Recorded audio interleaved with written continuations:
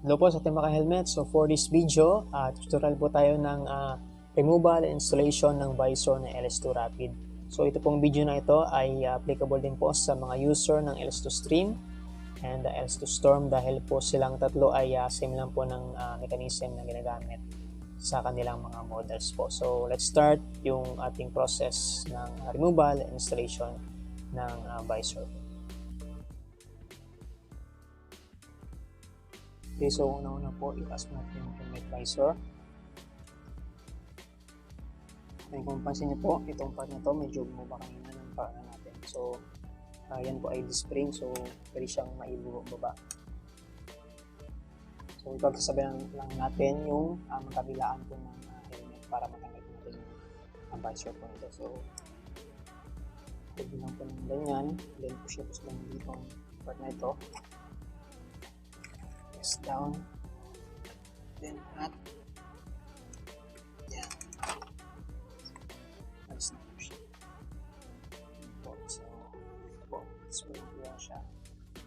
And so from dito, itong part na ito, from dito pag i-move siya, nangat siya, so pwede mo siyang maialis dahil dito kasi yung part na ito.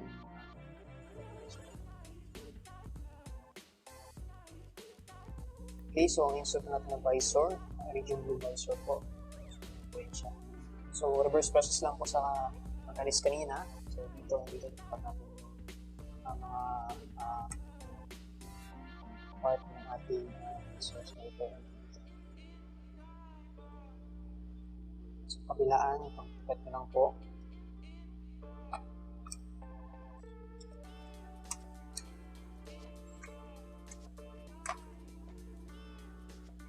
Then, press nyo siya. Then, i-press down natin siya para sabay. So, pull nyo lang. Press down. Then, ibaba nyo.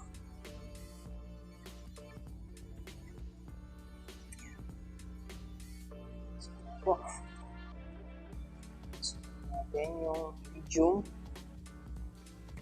Muna